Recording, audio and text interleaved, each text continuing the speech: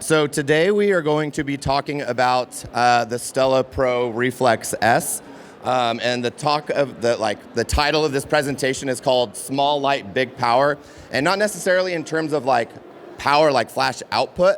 The light does have a lot of flash output, but just like the power of being able to use constant light in my workflow really unlocks some possibilities, and so that's kind of what I'm going to be talking about today.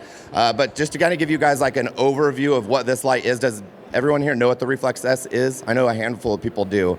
But basically what this is it's a hybrid light, and so it is part continuous, part flash, like a pop of a flash, but they call it digital burst because it doesn't have like a flash tube like you traditionally have like on a flash.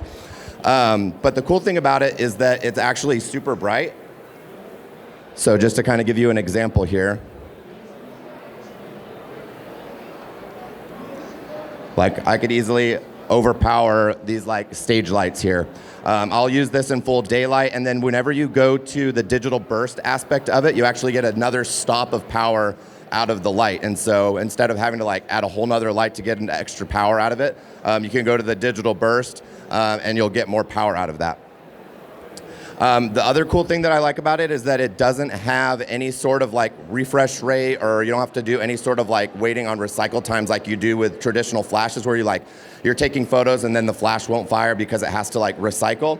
And so I have an example here where I basically just told my son, I was like, hey, just go stand in the light and like be crazy.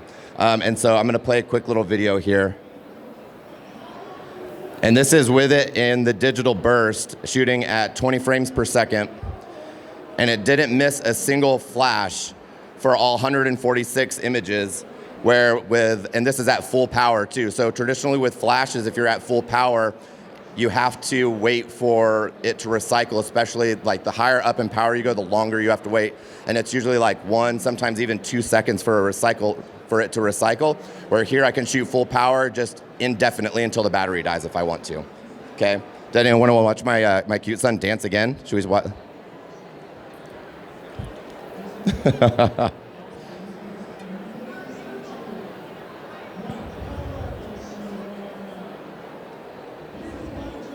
Okay, but the other thing that I love about it is just most of the time when I'm using this light, I use it in constant mode, because for me, like that's the benefit of it.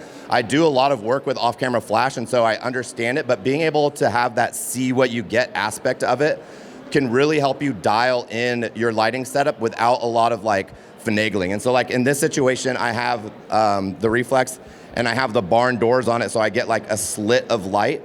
And to actually get like a slit of light using flash would take a lot of like maneuvering, like test fires and stuff like that. Whereas this, I can just set it up, get it perfectly dialed in, and I know exactly where that light's gonna fall, okay? Another example is this, where I'm using the Reflex to just light the senior. And with a flash, even like using grids and stuff like that, it would be hard because she's literally just standing against the wall. It would be hard to make sure that I didn't get any light spill on the wall, right? I only want the light to touch her. And with this, they all have lenses on them. And so this one is the spot lens, and there's a medium, there's a wide, and they have different angles of this. And so depending on what lens you have, it will focus the light without needing a grid, and it actually increases the power that you have, because it's essentially like if you were to use a magnifying glass on the sun, it makes it to where you could like burn things. That's essentially what this is doing, just not that intensified, but it's like a nice little spot. And so using this spot lens, I can focus the light just on her, and then I can feather it off of the wall, and I can visually see where the light's not, like when the light stops falling on the wall, so I don't have any of that light fall off. That makes sense? Okay. And here's another one they have, in addition to the lenses, they also have what's called like a dome diffuser. And so it just screws on, and it's basically just like a frosted dome. And I always love to use that, and I'll just point it at the wall. In this situation, it's behind the senior. And what it's doing is it's just creating this like nice halo of light behind her, okay? And again, because it's in constant mode, I can frame her perfectly in the center of that hot spot, whereas with a flash, I have to like figure out how to, like what angle and what direction so that I can get it centered. Okay, it also really helps with focusing, especially when you're shooting through things. And so in this situation, the bride is going through and like reading her vows and like writing her vows and getting everything set up before the ceremony. And I'm actually shooting through a mirror. So what this is it's just like a, like this tall of a mirror on like a little swivel type thing. And with flash, I'd have to like worry about potentially focusing like on the mirror, and you get like locked on dust and stuff like that. But because she's being lit with the constant light, my camera instantly sees that and it goes past the mirror, so it's a lot easier to focus because of that constant light. Same thing with this, like I'm shooting outside in this situation. I'm shooting through a window, and just to give you an idea, like power-wise, this is full daylight out here, so it's powerful enough to kind of keep up with full daylight and stuff like that. But in this situation, it just made it a lot easier to find focus and get my frame set, because otherwise it would just be like a complete dark room, and it would be hard to frame the bride within the pane of that window when I'm relying on the pop of a flash to figure out what my composition is. Whereas this, with the light on her, I can like visually see her through the camera, and I can just take the photo without having to worry about fine-tuning that kind of stuff. And then here's a situation where, you know, we're shooting in, you know, in outer space, obviously. No, we're actually, this is a planetarium, and we are just like running, and we have like 5 minutes to do portraits. And so this makes it so I can work very fast, because I can visually see what the light's doing. I can visually see how I'm setting things up, and I can visually see like everything that I need to do without having to do any sort of test stuff. And so I can set this image up super fast and get it done in like 5 seconds without having to like dial in lights and do all that kind of crazy stuff. Same thing with this, because it's a constant light, I can use the feedback of the light I'm seeing, because it's a see what you get type of light. And so in this situation, I'm using the light to like rim light the couple. And as I'm playing around, as I'm moving, I see the light flare towards the bottom, and I was like, oh, that's kind of cool, because then it looks like the sun, like they're basically standing in outer space, right? And so it makes sense to have like a sun flare down there. Yeah. So as far as lighting position, it's directly behind them.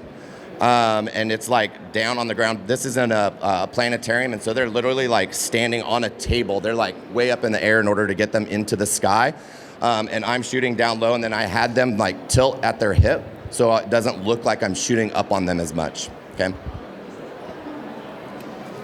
Okay, and again, like I can get the light perfectly dialed in, so where when the bride's doing her makeup, it just gives a little kiss of a hot spot of light on her eye, whereas flash, I'd have to just like shoot, and hope that I get it dialed in to where it's like perfectly lighting her eye. Whereas with the constant light, I can visually see when things line up, and then only shoot whenever it's lined up, okay? I also love it because with the see what you get aspect of this, I can visually see like how the shadows are falling. And so this situation, this is just a white wall, and I'm shooting the light through a tree. And so you can see the tree here, and then everything else is like the shadow that tree is producing. And then because it's see what you get light, I can also change the color and add a second light. And what this is it's two Stella lights. One has a CTO gel, one has a CTB gel, and those colors neutralize each other when they mix. But where they don't mix on the shadow, you get that color of the shadow to interplay with each other. But because I can visually line everything up, I can make sure that they are framed in an area where both lights are converging so that I get nice skin tones on them, okay? Another thing that I love to do with these constant lights is I will play with a mirror. And so what I'll do is I'll just turn the constant light on. And then you ever have like, when you're driving in a car and like the light's hitting the mirror and like reflecting back in your eye? That's essentially what I'm doing here. I'm taking a mirror and I have it pointed at the light, and then I'm reflecting the light wherever I want. And so in this situation, whatever shape that mirror is the shape of light that you're gonna get. So this is just a little square pocket mirror, and I'm reflecting the light onto the bride's lips, okay? Does that make sense? You look confused. Making sense? All right.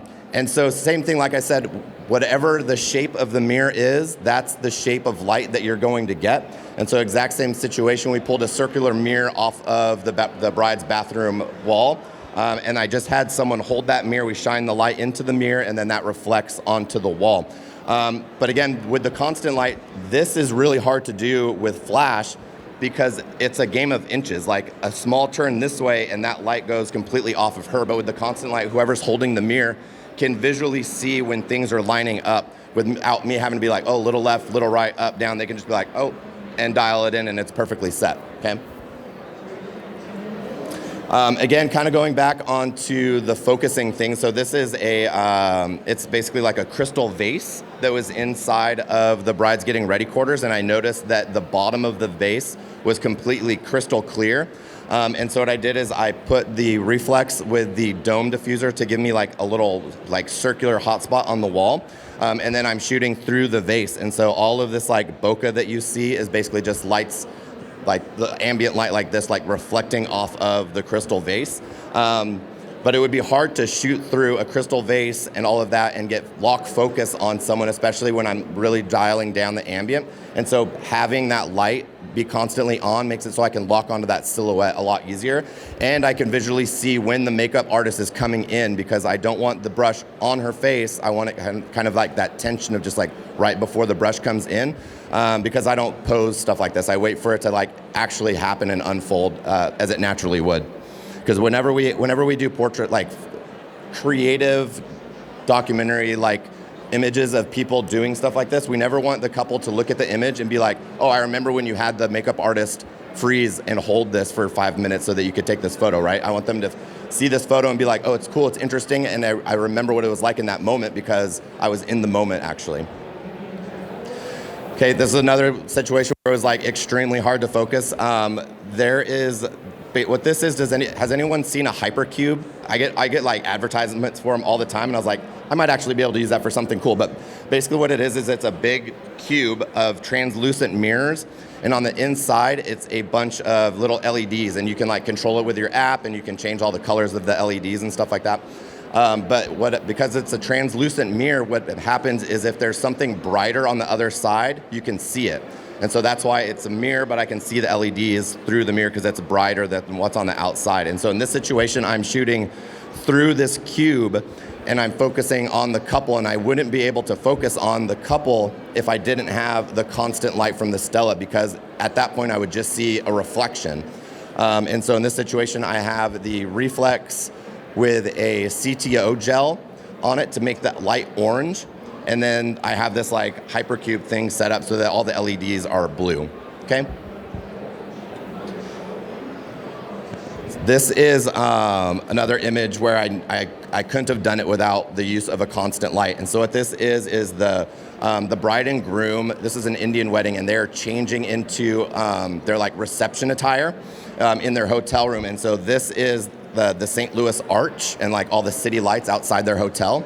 And so I wanted to take a portrait that showed kind of like the nightscape of the view that they had in the hotel room.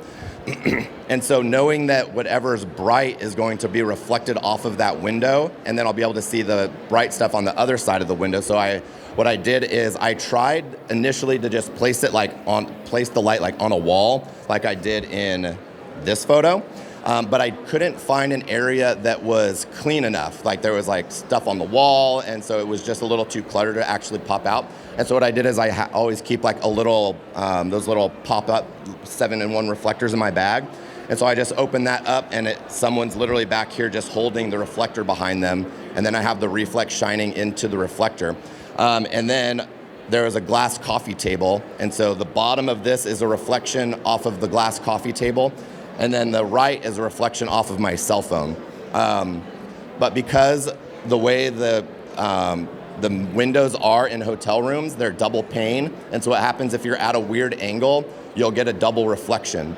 And so you can kind of see that on this reflection and a little bit in this reflection, like their silhouettes aren't sharp, where in this one they are, because with the constant light on, I can like move around and get into the perfect area where the double reflections line up, okay? Okay, also using things like, crystals and LEDs and stuff like that. Like what this is the bride had like a little crystal thing on her bokeh. And so I'm using that and just holding it in front of the camera. And so I have a reflex lighting up her, and then that crystal is kind of catching light and making this like bokeh ball. And so because I can actually see exactly what I'm doing, I'm lining up that bokeh ball to just kind of overlay on top of her, okay? And then same thing, this is the exact same setup. I just had the bride turn a little bit, and I'm still using the crystals from her bokeh to kind of create like something a little bit more interesting in the frame. Same thing, this is a different bride, but this is actually the dress of one of the bridesmaids. They had like a sequiny kind of dress, and so she's just sitting in a chair getting ready, and I'm like down by her knees, like taking pictures, and she's like, "What are you doing over here?" Be like, "No, it's fine." But in this situation, I'm using the reflex from behind her, and it's at just a slight angle, and so that's why you're getting this nice, clean rim light around the profile of her face. Okay, another thing that I love about this is because it's a constant light, whenever you use flash, the instantaneous pop of a flash will freeze your subject even when you're using a slow shutter speed. But with the reflex, because it's constant, I can use that to like create a cool shutter drag effect. And so what this is the reflex is on behind the couple. And what I do is I click the shutter, and that brief moment of clicking the shutter, it's sharp, and then I pan the camera, and then it catches the streak from the couple for the rest of it, okay? And same thing like when I'm shooting, this is shooting in the rain.